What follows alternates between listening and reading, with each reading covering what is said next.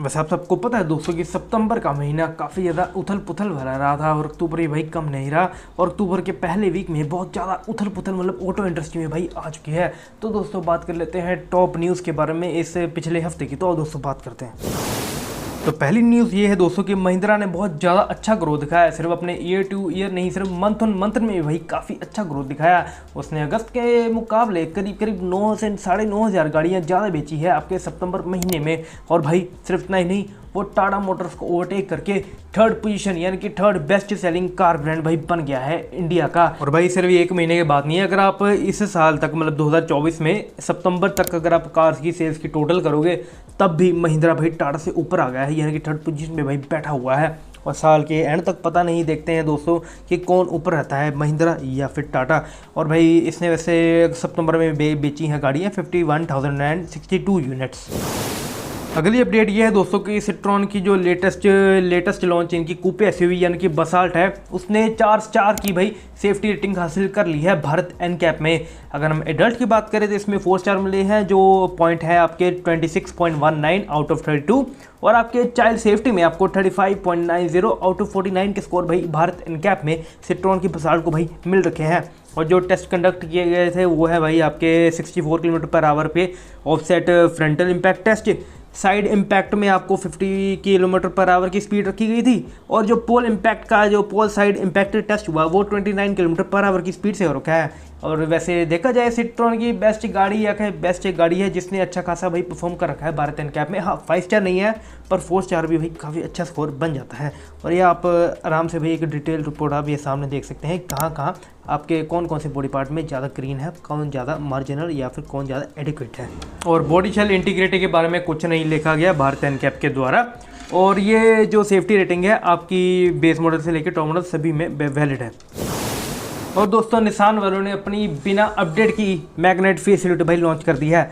जी हाँ दोस्तों, वैसे इसको फेसलिफ्ट कह तो रहे हैं पर फेसलिफ्ट वाला कुछ काम नहीं है। अगर हम कुछ चेंजेस के बारे में अगर हम बात करने पड़े तो भाई एक आएगी आपकी जो फ्रंट की ग्रिल का डिज़ाइन है काफ़ी थोड़ा सा पहले से अलग हो चुका है। इसके अलावा जो फ्रंट बम्पर का डिज़ाइन है वो भी मैं कहता हूँ ये वाला थोड़ा अच्छा लग रहा है पहले वाले के मुकाबले। बाकी सारा ऊपर सेम है, साइड से भी आपको बस एलॉय व्हील आपको नए देखेंगे पर वो साइज़ भाई सेम रहेगा 195/60।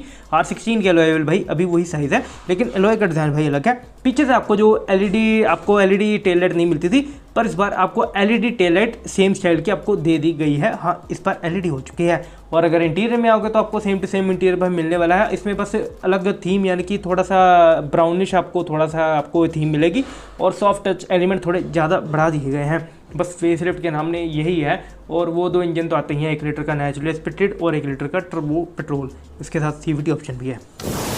अगले अपडेट के बारे में बात करें तो एलोन मस्क ने जो टेस्ला के मालिक है आप सबको पता है, वो उन्होंने भाई इनका टेस्ला साइबर कैब भाई अनवील कर दिया है जो कि एक सेल्फ ड्राइविंग रोबो टैक्सी है। और अकॉर्डिंग टू एलोन मस्क यानी कि एलोन मस्क के हिसाब से कि ये 10 टाइम ज़्यादा सेफर है एज़ कम्पेयर टू नॉर्मल या कहे पैसेंजर कार्स, क्योंकि इसमें कोई बंदा बैठा नहीं होगा तो 10 टाइम तो भाई हम सोच सकते हैं बिल्कुल। और इसके अलावा उन्होंने यह भी कहा था कि जैसे हमारी पैसेंजर कार है, जो आम पैसेंजर कार्स होती हैं वो एवरेज 1 हफ्ते में चलती है। अमेरिका का डेटा के हिसाब से उन्होंने बताया था कि 10 घंटे चलती है एक हफ्ते के हिसाब से। बाकी टाइम ये गाड़ी भाई कुछ काम नहीं होती, बस खड़ी रहती है। तो इनके हिसाब से जो इनकी साइबर कैब आएगी ये भाई इनके मुकाबले 10 गुना ज़्यादा काम करेगी, ज़्यादा यूज़ होगी। यानी कि 10 घंटे पर वीक का 10 × 10 यानी कि 100 घंटे पर वीक के हिसाब से भाई ये साइबर कैब यूज़ होने वाली है, क्योंकि इसमें ज़्यादा आपको रेस्ट की ज़रूरत नहीं है, ड्राइवर को रेस्ट की ज़रूरत नहीं है, चलती जाएगी। इनका मतलब ये है। तो देखते हैं दोस्तों कब ये प्रॉपर लॉन्च करते हैं इनकी साइबर कैब का। और इंडिया में पता नहीं टेस्ला आएगी भी या नहीं आएगी, तो इसके बारे में बात ही करना बेकार है कि इंडिया में आएगी साइबर कैब। अगली अपडेट यह है दोस्तों कि डिस्काउंट की जो बरसात है वो रुकने नहीं वाली, क्योंकि अभी इनके जो स्टॉक यार्ड में गाड़ियाँ खड़ी थी डीलर की, वो बिक नहीं रही थी। उनमें से ज़्यादातर भाई टॉप मॉडल थी। अब भाई आपको पता है कि फेस्टिवल के सीज़न भी स्टार्ट हो चुके हैं, आपका दिवाली आ जाएगा और आपके क्रिसमस तक भाई ये डिस्काउंट कहीं नहीं जाने वाले। अगर हम थोड़ा सा नज़र मारें तो आपको टियागो में करीब आपको 30,000 का डिस्काउंट मिल रहा है, और नियोस में आपको 58,000 का आपको मिल रहा है, और नेक्सॉन ईवी में आपको करीब 57,000 का इंस्टेंट डिस्काउंट वैसे मिल रहा है। लेकिन ये जो डिस्काउंट है ज़्यादातर कंपनी अपने टॉप मॉडल में ऑफर कर रही हैं, क्योंकि आपको पता है कि टॉप मॉडल में जो वेटिंग पीरियड है काफ़ी कम है एज़ कम्पेयर टू इनके मिड या फिर इनके बेस मॉडल में, क्योंकि लोग ज़्यादा मिड या फिर बेस मॉडल ज़्यादा खरीदते हैं।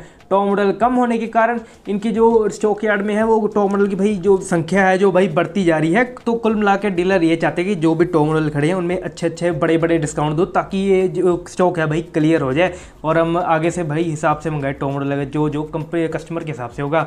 तो भाई अगर आप गाड़ी खरीदना चाहते हैं वो भी टॉप मॉडल में, तो यही भाई ये अच्छा खासा मौका आपको शायद आगे मिले ना मिले पता नहीं, पर ये अच्छा खासा डिस्काउंट भाई आपको टॉप मॉडल में मिल रहा है। चाहे आप कोई भी कंपनी के बारे में बात कर लो, चाहे आप जीप के बारे में बात कर लो, चाहे आप मारुति की जिमनी वगैरह में बात कर लो, क्योंकि अगर जिमनी के डिस्काउंट के बारे में बात करो तो करीब करीब 2.5 लाख का इंस्टेंट डिस्काउंट भाई मिल रहा है। और आपका जो ग्रैंड विटारा है उसके टॉप मॉडल में आपको 1.75 लाख का भाई इंस्टेंट डिस्काउंट तो भाई उसमें भी मिल रहा है मारुति वालों के हिसाब से। और आप जाओगे डीलर में तो भाई आपको सही में डिस्काउंट मिल रहे हैं, क्योंकि गाड़ियाँ कुछ ज़्यादा ही इकट्ठी होंगी, ज़्यादातर भाई टॉप मॉडल इकट्ठी होगी है। अगली अपडेट के बारे में बात करें जो स्कोडा वालों की इनकी कॉम्पैक्ट एसयूवी है जो कि ब्रीजा नेक्सॉन वगैरह को राइवल करेगी, जिसका नाम इन्होंने रिवील किया था काइल। उसका एक स्पाई शॉट भाई रिवील हो गया है जो कि भाई टीवीसी शूट इसका चल रहा था। और मतलब पता नहीं ये क्या चीज़ है भाई, स्पाई शॉट की क्वालिटी इतनी डाउन क्यों होती है मुझे भाई आज तक नहीं समझ आया। आप बता दो दोस्तों, क्या ये नोकिया वाले फ़ोन से करते हैं, माइक्रोमैक्स से फ़ोन से, बटन वाले फ़ोन से भाई फोटो खींचते हैं, मुझे नहीं पता।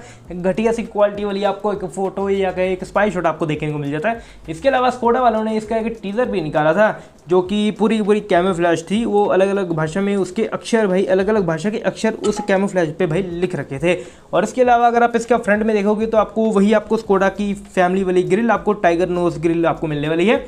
और जो ट्रेंड चल रहा है कि ऊपर की तरफ DRL वो भी रहेंगे, नीचे आपको LED प्रोजेक्टर हेडलाइट तो भाई मिलने वाले हैं। अगर आप पीछे वाली साइड में देखेंगे तो आपको इन्वर्टेड L शेप के आपको LED टेल लाइट भी भाई ऑफर कर दिए जाएंगे। अब कनेक्टेड है या नहीं है ये तो भाई कंफर्म नहीं है। और इंटीरियर आपको काफ़ी हद तक आपको कुशाक वगैरह की भाई याद दिलाने वाला है, पर हाँ उससे तो थोड़ा भाई अलग ही होगा। तो देखते हैं दोस्तों ये कब आएगी। वैसे आएगी तो भाई 2025 में आएगी, 2024 में लॉन्च होने का भाई कोई आश्रय या कोई चांस ही नहीं है। 2025 में ही आएगी, मार्च से मेरे ख्याल से पहले ही आ जाएगी। तो अगर आपको ये सारे अपडेट अच्छे लगे हैं तो भाई वीडियो को लाइक कर दो। So be happy, be safe, bye.